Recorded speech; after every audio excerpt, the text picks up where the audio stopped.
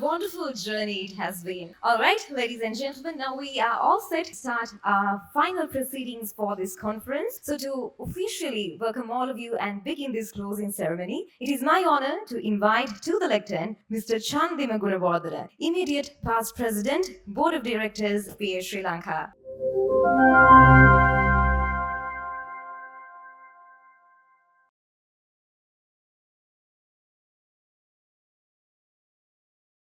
I don't think all of you all have come to listen to me when you see the music set up here. It's much more, I think, fascinating for everybody to listen. Having said that, let me do the honors that I have. Aibowan, Wanakam, Salam Alaikum, and good afternoon or good evening. Distinguished guests, esteemed speakers, panelists, participants, ladies and gentlemen. As we come to a close of ReproSex 2024, Sri Lanka's first international conference on sexual and reproductive health, I stand before you with immense pride and gratitude for the remarkable journey we have shared over these 2 transformative days, dwelling in extensive deliberations that would have enriched all of you to return home wiser than before. The event marks a special milestone in the sexual and reproductive health in Sri Lanka, a sector that continues to evolve and grow, fueled by our collective passion and commitment. It has been an honor to witness the rich exchange of ideas, research perspectives from professionals, advocates, innovators dedicated to advancing SRH globally. All of you are committed to enhance the quality of life within the SRHR sphere. Among you are volunteers offering their services to this noble cause due to sheer dedication and commitment by choice, and those professionals having an unmatched knowledge base and experience in the field of SRHR. This conference has not just been a platform for sharing knowledge, but also for reaffirming our global commitment to enhancing the quality of life for individuals and communities through SRH advancements. I take this opportunity to salute you all, volunteers and non-volunteers alike, for providing your time and effort to this noble cause, catering to the deserving group across the globe. The discussions we have engaged in spanning adolescent health, family planning, subfertility, gender equity, and the growing impact of digital interventions in SRH reflect the depth of our dedication and the pressing need for global collaboration. The challenge that we face in this field are shared across the borders, and it is through united international efforts we can make real progress.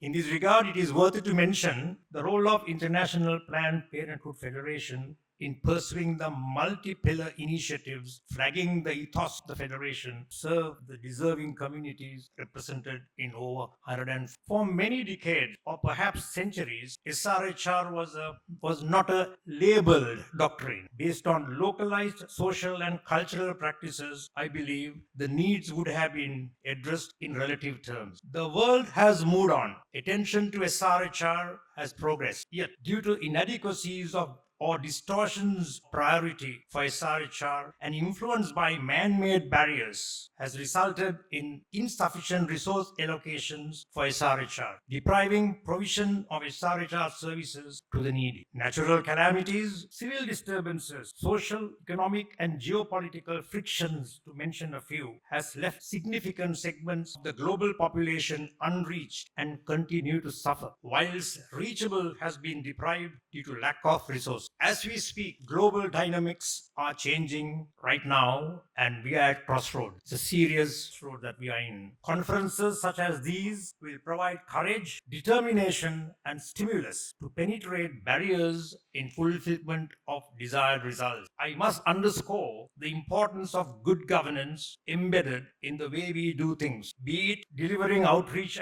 initiatives, advocacy activities, or providing SRH services to the deserving population. Good governance is a much spoken about narrative, particularly by donor groups and resource providers. Taken in the correct spirit, this narrative stimulates resource allocations to the deserving initiative. Donor groups and resource owners make no bones about their priorities on this front. This is a message that I would like to leave behind, ponder, amidst the remarkable deliberations concluded during your plenary sessions and conclusion. I am confident with the strength of this community, we will continue to make significant strides towards a future where sexual reproductive health is accessible, inclusive, and equitable to all. Over the past 2 days, I have been reminded of the immense magnitude of and significance of our work towards enrichment of SRHR knowledge base. Passion, insight, and courage displayed by each of you in addressing some of the most difficult issues in SRH have reinforced the idea sexual and reproductive health is not a public health issue but a fundamental human right. The work we do goes far beyond improving health outcomes. It empowers individuals, especially the most vulnerable, to make informed choices about their bodies, their health, and their future. I would like to take this opportunity to highlight the importance of inclusivity and equity to our work, ensuring that SRH services reach underserved populations, women,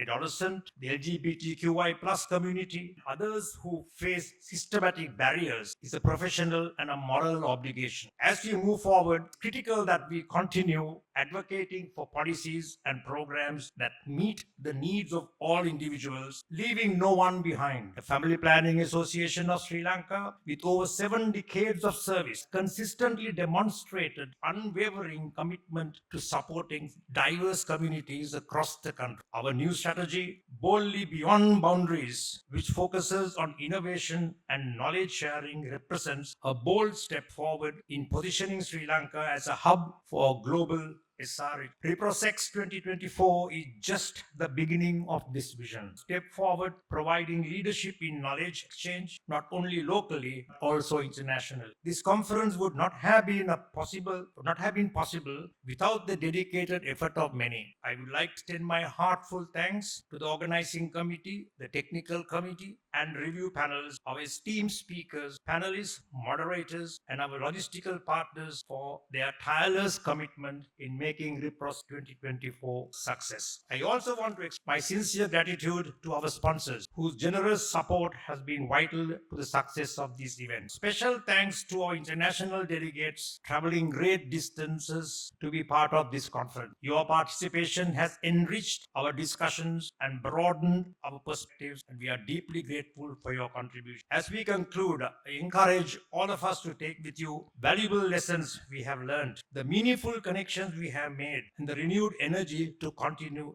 our work. The road ahead is undoubtedly challenging, but I am confident with the strength of this community, we will continue to make significant strides towards a future where sexual and reproductive health is inclusive and equitable for all. We have had a lot of water and rain in the past few months or few weeks, and all these foreign delegates who have come brought us some sunshine, and thank you very much for that. And I hope you or everybody takes time to see this country, beautiful country, and go around and take back good memories of Sri Lanka. Thank you once again for your dedication, passion, and commitment. Together we are shaping a brighter, healthier, and more equitable future for generations to come. Thank you very much.